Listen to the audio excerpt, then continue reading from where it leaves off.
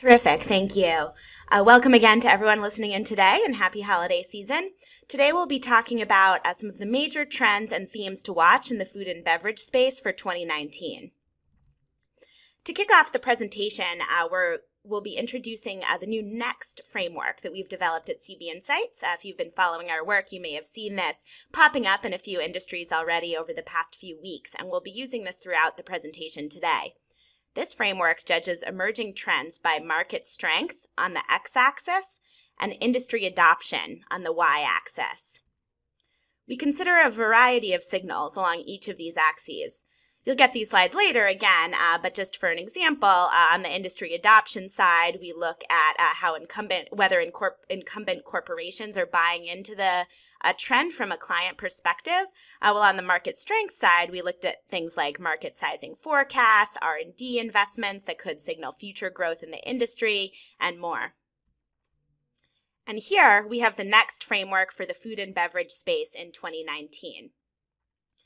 There's a lot here. I won't go over every single trend. These trends are color-coded by segment. We see products and ingredient trends in blue, supply chain and logistics trends in purple, and retail and marketing trends in orange. And these trends go all the way from the absolutely necessary, like direct-to-consumer distribution and sugar reduction technologies on the upper right, down to something like blockchain-based supply chains in the lower left corner, which we still consider experimental, though a few companies like Walmart and Nestle have experimented with blockchain-based supply chains and even expanded some of those initial pilot programs. This technology, the product market fit for this technology is still not necessarily proven in the marketplace, so we consider this an experimental trend. Meanwhile, something like meal kits in the transitory segment on the upper left has been adopted by a pretty surprising number of companies, but also never truly found product market fit. We'll be talking a little bit more about meal kits later on in the presentation. So again, in this slide, the trends are color-coded by category, but we can also divide them up by theme. And we see four major underlying themes to watch in 2019, which are, I'll come back to this slide in a second, health and wellness, vertical integration, personalization, and digital physical overlap. So these trends that we've laid out on the NEXT framework do fall into these four themes, something like direct-to-consumer distribution, e-commerce optimized packaging, micro-fulfillment centers fall under the vertical integration theme, whereas trends like plant protein, environmental sustainability fall under the health and wellness theme. So we'll be discussing these themes in more detail, starting with health and wellness. The wellness industry is more and more expansive by the day and reaches far beyond food and beverage. As we can see here, it's invading not just food, but feminine care, travel, beauty, personal care, and more. If wellness specifically is of deeper interest to you, we've actually done a whole separate webinar recently about just the wellness industry, so I'd recommend you check that out on the CB Insights website. But it's certainly an extremely strong trend that companies should be watching in 2019. And in the food space, an absolutely necessary trend within the health and wellness theme is plant protein. And plant protein is not just a trend for vegetarians. One of the smartest things that plant protein companies like Beyond Meat and Impossible Foods are doing are targeting meat eaters. And as we can see, Mintel found on this headline on the upper left that people are not just eating these products for health reasons, they also really do enjoy the taste. While plant protein is not just for vegetarians and vegans, it's also not just a trend in the U.S. or even the coastal states or anything like that. Even in China, which is, of course, a massive global consumer of meat, we see plant protein catching on, and the Chinese government does aim to reduce the country's meat consumption by 2030. So we expect investment into plant protein in China to speed up. Within the plant protein space, to drill down a little bit deeper, we see startups using a variety of plant-based inputs to provide that protein, ranging from algae and seaweed to mushrooms, to oats, to almonds, to blends made of wheat and potato protein. This is what Impossible Foods, one of the leading burger replacement startups, uses. And specifically, We believe that pea protein is emerging as a winner in 2019 due to the amount of investment and startup activity we've seen in this space. Surveys have also found that shipments of pea protein have increased, and these startups are in these quadrants within the red square here are using pea protein for dairy substitutes, as is Ripple, meat substitutes, as is Beyond Meat, protein powders, as is Revere, even seafood substitutes, as is Good Catch. So a whole range of use cases. And in 2019, the global supply of pea protein is set to massively expand. A number of major global ingredient providers shown on this slide, including Ingredion, Cargill, Raquette, ADM, and Farbest, plan to ramp up their pea protein production in 2019 in response to growing demand. These companies have in 2018 announced investments to open new pea protein production plants in 2019, which will of course support further growth in the industry. Interestingly, Farbest on the right has a particular focus on the Chinese market. So again, emphasizing that point that plant protein is on the rise in China as well. And this is a truly global trend. From the corporate perspective, we see a strong focus on plant protein for investments and acquisitions. General Mills 301 Inc., an internally managed venture capital fund, has focused nearly all of its bets on emerging brands in the plant protein space. They've backed Beyond Meat, that leading plant-based burger startup, which actually has announced plans to IPO in 2019. This would be the first plant-based food public company, and also the first IPO of a VC-backed food company in the U.S. Definitely an interesting company to watch. Recently, we've seen PepsiCo also, which is shifting toward a more healthier brand portfolio overall. In the beverage space, they recently acquired SodaStream. And in the food space, in October, PepsiCo acquired Health Warrior, a plant protein startup that makes protein powders, protein muffins, and protein bars, mainly using chia seeds. The PepsiCo will integrate Health Warrior into its new innovation hub called The Hive.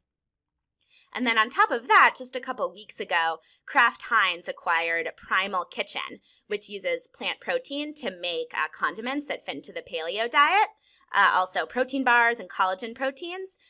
The price tag on that acquisition was $200 million. And we view it as somewhat analogous to Unilever's acquisition of the natural condiment, plant-based condiment startup Sir Kensington's in 2017, which sold for roughly $140 million. So Primal Kitchen brought a higher price tag, showing that increased momentum in the healthy condiments and plant protein space. Even traditional meat companies are getting in on the act. Here we're going to dive into the CB Insights platform for a minute and show you how using our earnings transcripts analysis tool, we can see that Tyson Foods, of course a huge producer of meat in the U.S. and around the world, is now shifting focus, trying to shift its brand image from a meat company to a protein company. So we can, to kind of prove that point right off the bat, let's see. All right, we have the data pulled up, and we can see that the Tyson's discussion of protein overall, shown in the blue line, has rapidly overtaken Tyson's discussion of meat specifically on its earnings calls, showing that from a external perspective, Tyson really wants to pose itself as a broader meat company a broader protein company that can adapt to all sorts of emerging ingredient trends and is not tied to animal-based meat specifically. And Tyson has been putting its money where its mouth is. Tyson, besides investing in plant protein startups, Tyson has also invested in lab-grown meat startups. And this brings us to the second trend within the health and wellness theme that I'll discuss today, lab-grown proteins. So this is going to be a particularly exciting, I think, field to watch in 2019. Last year, we probably would have said that lab-grown proteins were still in the experimental phase, but a rush of progress and investment throughout 2018 has made them threatening for 2019. And we can see that traditional meat companies are increasingly back investing in their own replacements through this new lab-grown protein technology. Tyson and Cargill, both leading meat producers, have both invested in Memphis Meats, one of the leading lab-grown meat startups. Tyson also recently invested in Future Meat Technologies, an Israeli startup working on lab-grown meat. PHW, a major global poultry producer, invested in a lab-grown chicken startup. And just recently, Archer Daniels Midland invested in 2 companies using fermentation to make different types of lab-grown proteins. They formed a joint venture with startup Perfect Day, which produces lab-grown dairy, and plan to use ADM's infrastructure to scale up that production process and start producing animal-free whey protein within the near future. Archer Daniels Midland's venture fund also invested in Geltor, which is making animal-free collagen for use in cosmetics and for use in gelatin-based food products. So based on these investments and the scientific progress these companies have made over the past year, we'll likely see lab-grown proteins hit our plates within the next few years. And lab-grown meat tends to get all the buzz in the press, but as I've just mentioned, companies are working on lab-grown proteins in a much wider array of segments. So Geltor has actually already developed an animal-free lab-grown collagen for use in beauty products, and now is targeting a 2020 launch for animal-free gelatin for use in food products. Again, as I just mentioned, Perfect Day recently partnered with ADM to scale up its manufacturing of dairy-free whey protein and plans to sell that as an ingredient to other food companies. We also see startups focusing on fish, which may be simpler to produce that sort of flesh versus red meat.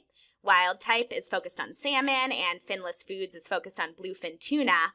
And Finless Foods says it also has an extra boost in getting to market more quickly than meat because bluefin tuna, the actual animal, is endangered and costs are relatively high. So it will be easier for Finless Foods to get its own, to reach price parity with bluefin tuna compared to a company trying to reach price parity with beef from cows. We also do, of course, see a lot of activity in the meat space. Just, which was formerly known as Hampton Creek, is working on lab-grown meat now and recently signed a deal with one of Japan's top Wagyu beef producers to try to grow that same flavor of high-end beef in the lab. Aleph Farms is focused on beef also. Memphis Meats has so far debuted lab-grown beef and poultry. And Super Meat, mentioned also on the previous slide, is focused on chicken. Of course, there are still roadblocks to overcome. One of them is governance. How will these foods be labeled and who will manage them? We just saw some progress here just last month when in the U.S., the FDA and the U.S. Department of Agriculture reached an agreement to share governance over lab-grown meat. The FDA will regulate the cellular aspect of the process, and the U.S. Department of Agriculture will regulate the actual food products. So now that this process is cleared up and established, we can expect a little bit more progress. We also see, of course, there are still scientific challenges, most notably at these 2 stages in the process. I realize this graphic might be a bit small on the slide, but this graphic taken from Newsweek shows the actual process of taking cells from an animal, growing it in the lab, turning it into lab-grown meat. So there are a few challenges to watch as potential catalysts in the coming year. The first is step number 3 up here, the growth serum that's added to multiply the animal cells in the lab. Today, or most commonly right now, researchers use fetal cow blood for this serum, which sounds pretty distasteful. It may not appeal to vegans and vegetarians, and also is highly expensive. So that's a big driver of the current high cost of lab-grown meat. Coming up with a plant-based or cheaper substitution for that serum will be a major catalyst to watch. Companies are, of course, already working on this. And then secondly, once the cells become viable, they have to grow on what's called a scaffolding. So this is step 4 in the chart here. In living animals, this scaffolding is normally a matrix of collagen that gives the cells structure and helps them grow.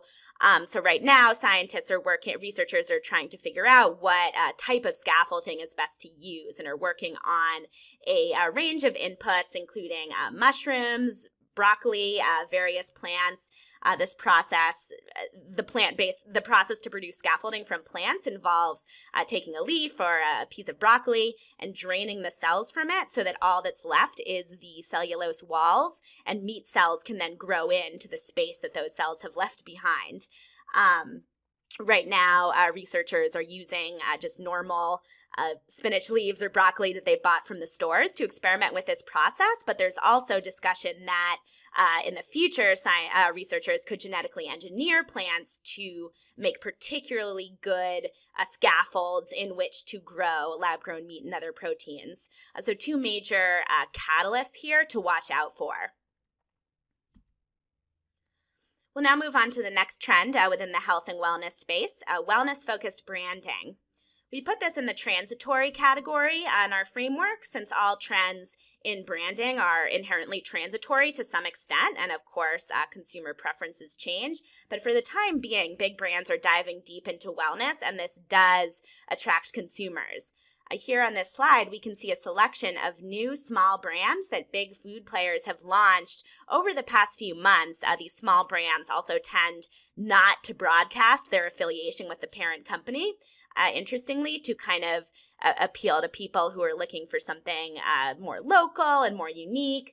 And as is likely evident just from seeing these products, they all emphasize wellness. Kellogg's new Happy Inside cereal uses probiotics to support digestive health. Nestle's new Wildscape frozen meals use big chunks of natural vegetables and really emphasize the origins and the purity of the ingredients within those meals. So a far cry from Hot Pocket or something like that. Retailers are also trying to leverage the wellness trend, including retailers who haven't historically played in food and beverage. For example, this picture shows a new wellness section at Sephora. Urban Outfitters and Anthropologie, the apparel retailers, have also opened wellness centers in many of their stores. And this strategy can create a win-win, can theoretically create a win-win for retailers and brands, since these more traditional brick and mortar retailers get to take advantage of this trend, feel more innovative, especially in the apparel space, maybe continue to attract young people who are spending less money on clothes. And then newer food and beverage brands in the wellness space, like just in this picture, we can see Vital Proteins and Moon Juice, can gain a foothold in new distribution channels that they might not otherwise be able to have. So this is a strategy, this kind of cross-sector cooperation to take advantage of rising trends. We expect to see more of that in 2019 and more creativity as retailers continue to struggle to find reliable ways to keep attracting foot traffic, and of course new brands try to experiment with new distribution channels. To take advantage of the wellness trend, brands can put more emphasis on the purpose of their products or the needs they fill in consumers, framing the outcome as more important than the specific ingredients. So even as the wellness trend has grown and grown and grown, most of us still don't wake up in the morning and instinctively know that we want some goji berries or monk fruit extract. We want more energy or brighter skin or better sleep quality. And as we can see with the products on this slide, some companies in the wellness space can feel more appealing and more accessible to shoppers by emphasizing the purpose of the product rather than the detailed list of healthy ingredients behind the scenes. We put cannabis and CBD oil in the experimental space within the wellness theme.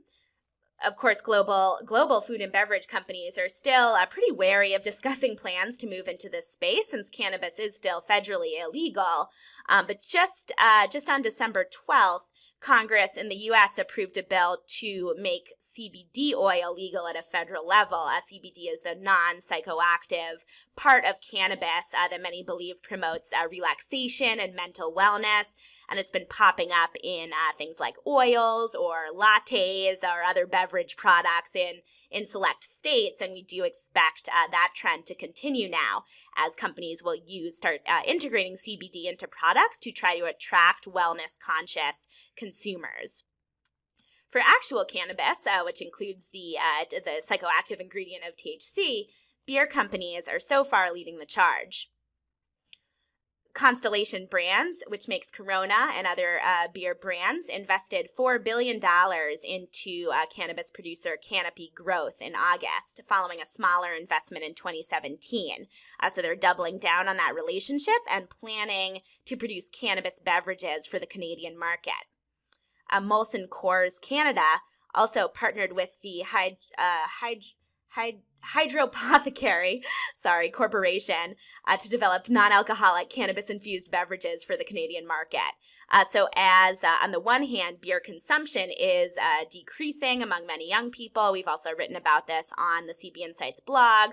These beer companies are looking for ways to project a healthier profile to consumers and attract people who may not want the calories, may not want the alcohol content of traditional beer drinks. So they're looking to cannabis as a solution.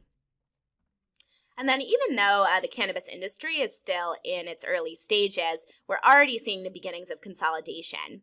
This fall, we saw major mergers of leading players, highlighting two companies to watch: MedMen and Acreage Holdings, both of which now have full stack production and distribution capabilities. MedMen is more focused on the premium retail side. As you can see, reporters are calling it the Apple Store of weed, the Starbucks of weed. Maybe someday we'll find out which one it is. While Acreage Holdings is a bit more focused on the food and edibles side. Acreage Holdings also hopes to make white-labeled cannabis products for traditional food companies. On its press release announcing its recent acquisition, it specifically says it hopes to work with companies like Nestle, Mars, and Procter & Gamble. This might have been a bit optimistic in the press release in the short term, but we'll see. So we're seeing the rise of these diverse new business models in the space, and certainly an area to watch in 2019. Move on now to our second major theme, vertical integration. Vertical integration is more and more important for food companies today because tech companies are moving in. Amazon acquired Whole Foods, of course, but the incursion goes much further than that. These tech companies are controlling online and offline points of sale and increasingly producing their own products. So Amazon, of course, has been expanding its private label activity in the food and beverage space, now becoming a vertically integrated food and beverage producer. While meanwhile, most food and beverage companies still rely on grocery stores, retailers, or other websites to sell their products, and they're not able to build that direct sales relationship with the customer. And as we see, despite all the talk, this is again using our CB Insights earnings transcripts analysis tool, despite all the talk of direct-to-consumer among companies, food companies have been relatively slow to adapt. And while most major food companies not only don't operate their own stores, they don't even sell their own products online. Here are just a few examples of that we can see that these brands clearly, at least to some extent, see the value in having a web presence. They do maintain their own websites, but they either don't tell the website visitor how to buy the products, as we see on the Kool-Aid website to the left, or they direct to other third-party e-commerce sites like Amazon, Walmart.com, Target.com.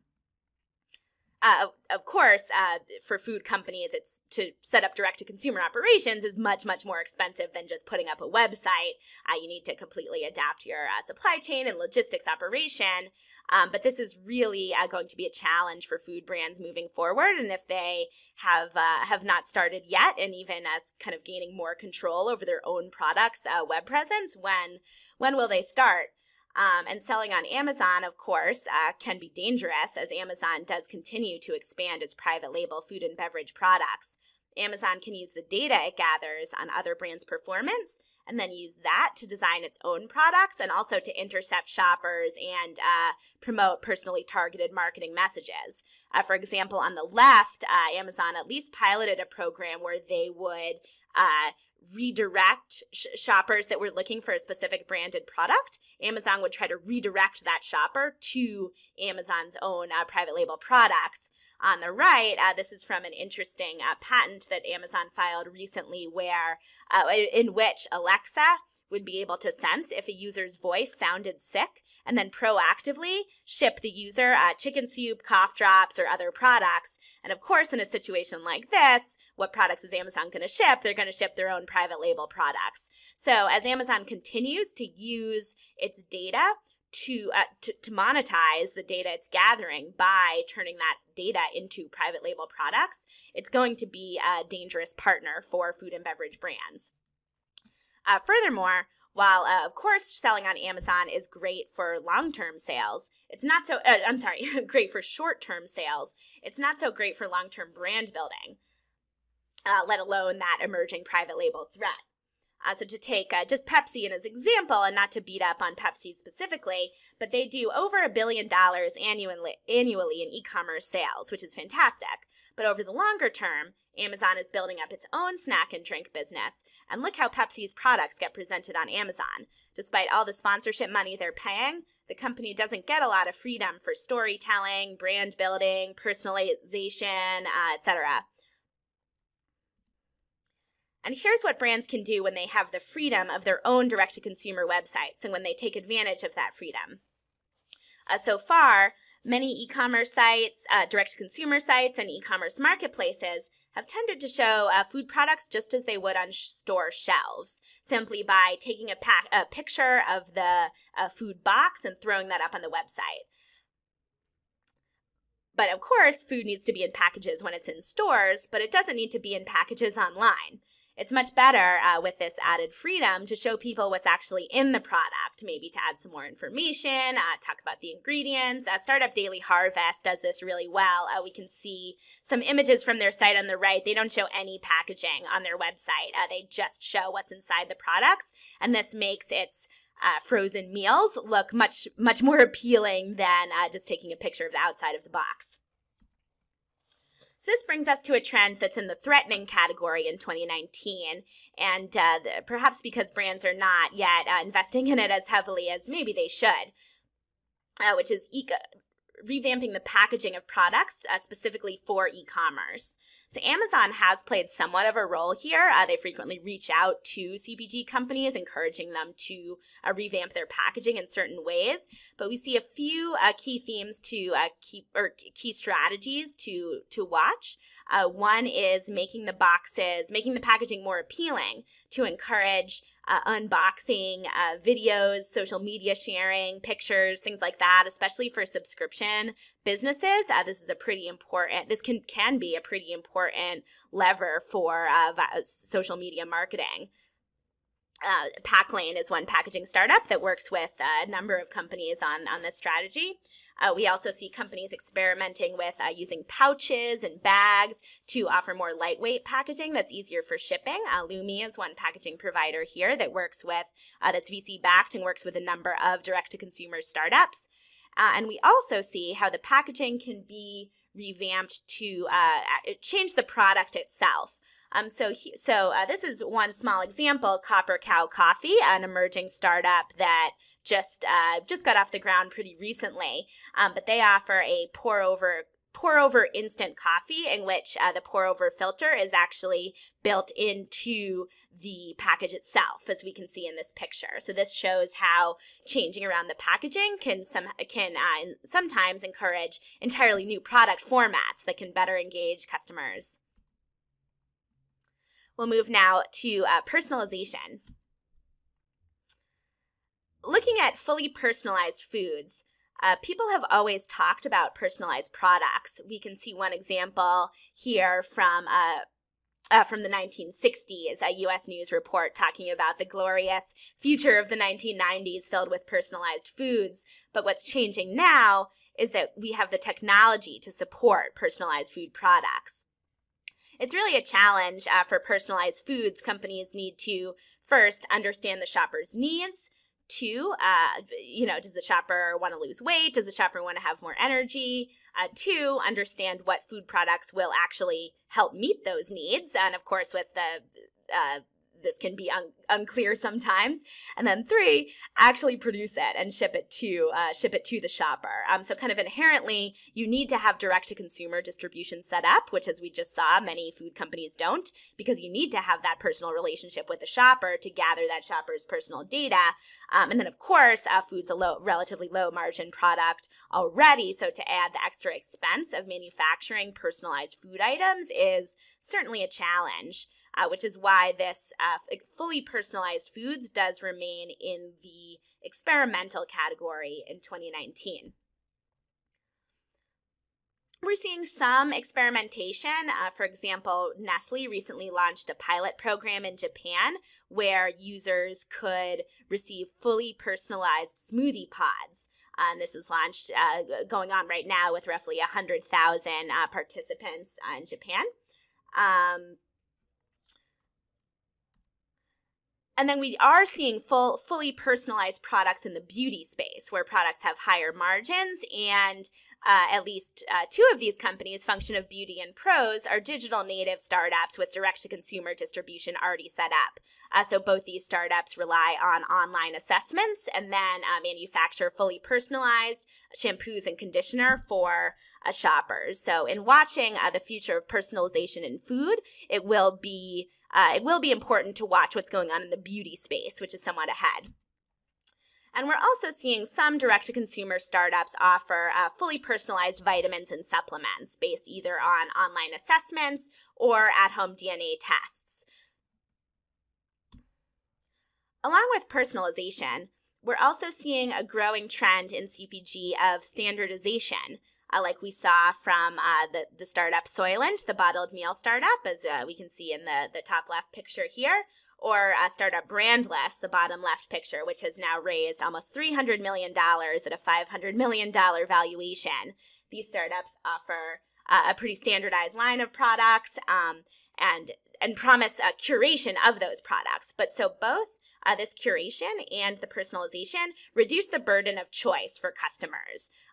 Often calling something personalized makes it feel like there's actually more options, but the customer doesn't actually have to choose anything. They just have to share facts about themselves and then get presented with the right choice. So it gets rid of that stress of the endless aisle you might experience when shopping on Amazon or other large marketplaces. So it's the same with curation. It limits the number of choices, makes things easier, and we see growth in these trends going forward. One strategy companies can use to improve the organization of their products and curate the products, make it feel a bit more personalized, is to organize products by a shopper lifestyle need. We know shoppers are looking for more niche food items. Some interesting data supporting this is on the left from Startup Label Insights, showing that while the overall field of ice cream grew just 1.6%, ice cream that was high in fiber grew by 89%. Ice cream that was high in protein grew by 53%. So companies can organize these products along some of these niche lines, or like Thrive Market's system shows on the right, by dietary type, to make things easier for shoppers. The Startup Label Insights also offers a service where they tag the products according to these niche labels for companies, so the companies don't have to even bother to do it themselves. So these more organized e-commerce taxonomies and product categorizations will help shoppers in the future. Another strategy that companies can use is organizing products by life experience. Sugarfina, for example, which is a high-end candy startup, organizes products on its site by event, like weddings, graduation parties, baby showers.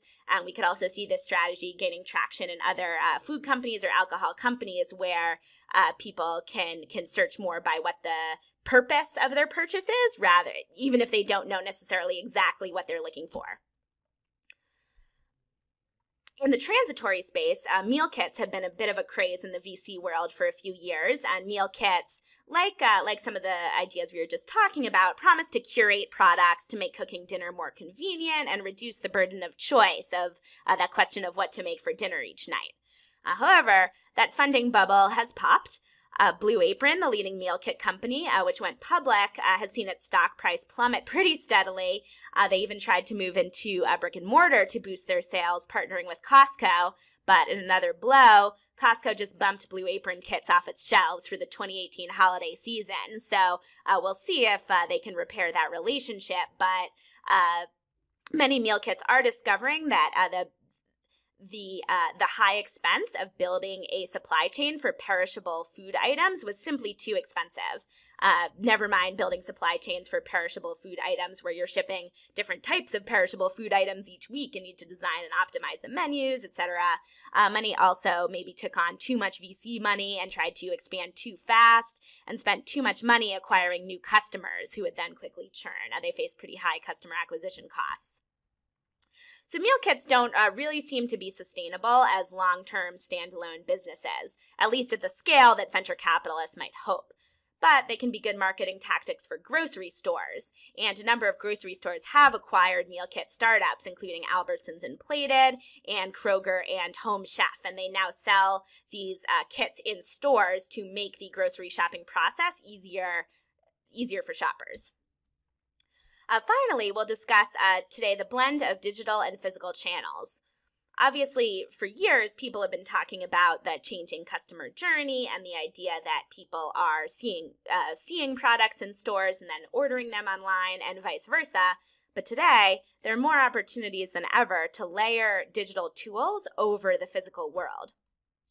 For example, mobile payments are enabling points of sale in new places. Brands should absolutely be thinking about these alternative offline points of sale in 2019. As people are less and less likely to go to centralized shopping locations, brands can't sit around and wait. They need to go to the shoppers. One channel, for example, is WeWork, the major co-working space, which has begun moving into the retail world, selling products to the workers that sit in the WeWork and also gathering data on those workers. And WeWork has also begun supporting early-stage food startups specifically and selling those food startups products in WeWork offices.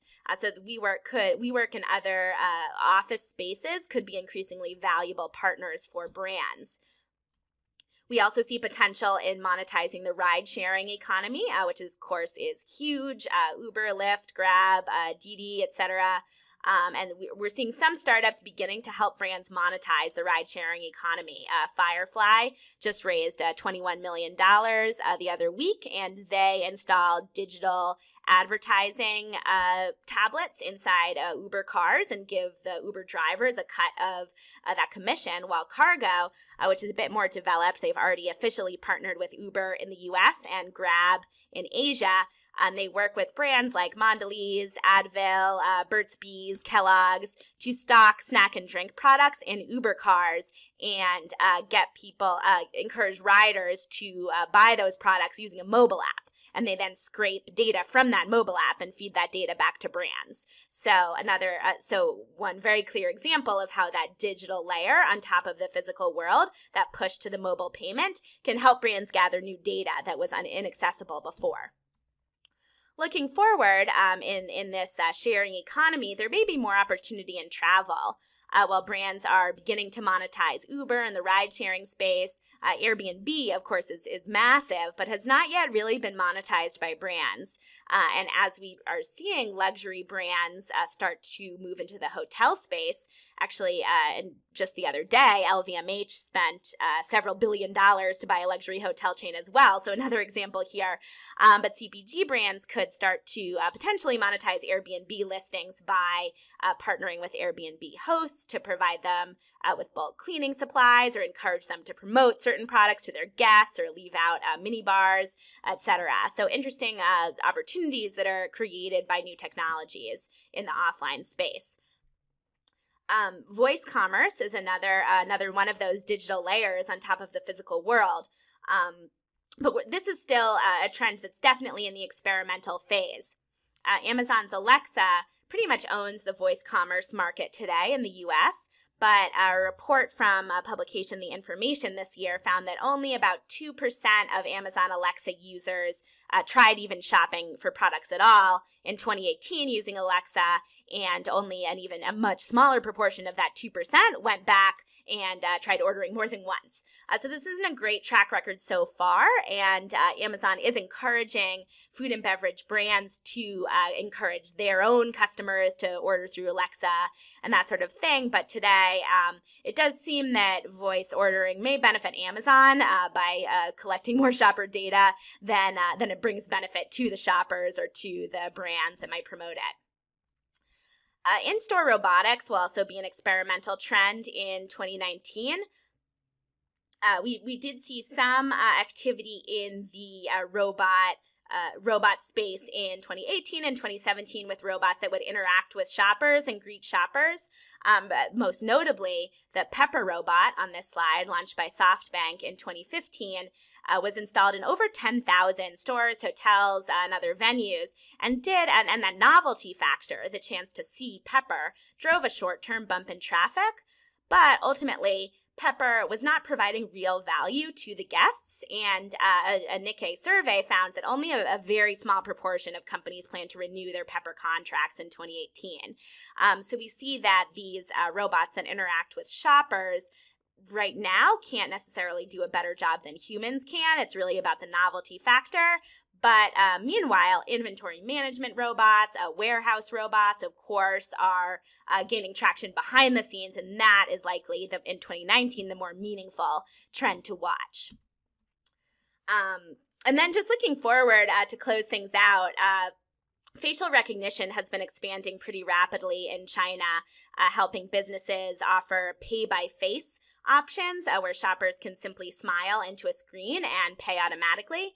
Which could possibly be more convenient for the shopper, but this facial recognition technology also captures far more personal data, and demographic data. Even leading Chinese startup Face++ has talked about giving users beauty scores, judging their photo and using them to match people of similar attractiveness levels on dating websites, things like that. I think some of us might find that distasteful, but we also see, just actually this morning, Chinese e-commerce giant JD announced a new plan for robotic food delivery vehicles that could recognize the purchaser by face and make sure they receive the correct package. So definitely this is something that has not caught on in the U.S. yet, and likely would face privacy concerns were businesses to roll it out. But looking for this in-store data collection through facial recognition, China's absolutely the country to watch. Thank you. Again, we'll be sending out these slides within the next 24 hours, and now I'll take a few questions.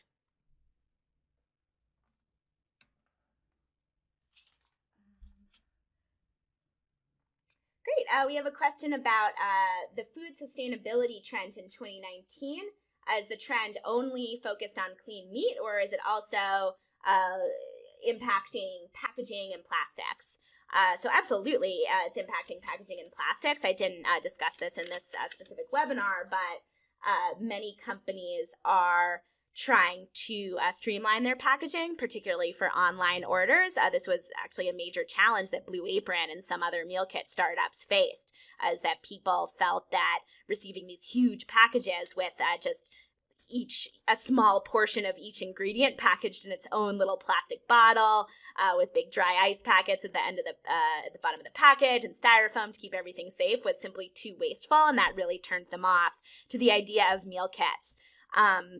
So there's innovation. So there can be innovation in both the kind of physical way things are packaged to maybe reduce the amount of styrofoam needed or change the shape of the package so there's less empty space and less cardboard needs to be used. And there's also innovation in materials, plastic substitutes.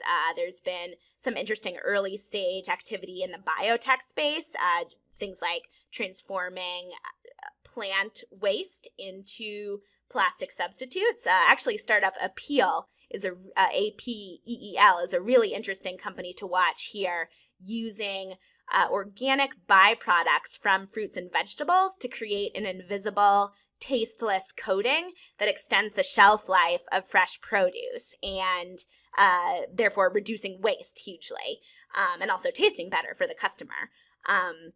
So there's definitely a lot of activity there, and companies are investing in it. I think Anheuser-Busch recently launched a whole startup accelerator just focused on sustainability. So we will see more of this in 2019. Let's see. Where do you see AI playing a role in food and beverage outside of facial recognition? There's certainly the potential for AI to play at every single step of the process. Companies like Hershey's are experimenting with using AI for manufacturing to reduce the waste in manufacturing and predict machine maintenance requirements and things like that. So potential there. Potential in inventory management. There's a number of AI-powered predictive inventory companies that will help companies better allocate their products to grocery stores based on localized data. Let's see. Well, certainly in the kind of marketing, personalized marketing, anything that deals with interacting with shoppers online, AI can play there. Personalized marketing, improved search functionality. A startup called Twiggle is one that's using AI to improve the return more relevant search results in response to queries on search bars on certain e-commerce websites. I'm sure there are plenty of other use cases I'm not thinking of right now, but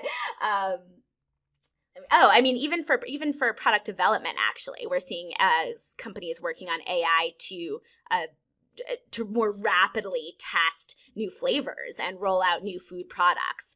So that's to kind of replace the slower process of human taste testers, or not even have to kind of manufacture the product, just to use AI to predict which flavor profiles will work well together. I'll take one more question. Thoughts on how consumers will be discovering new food and beverage brands? Will they still be discovering them in grocery stores or other trends?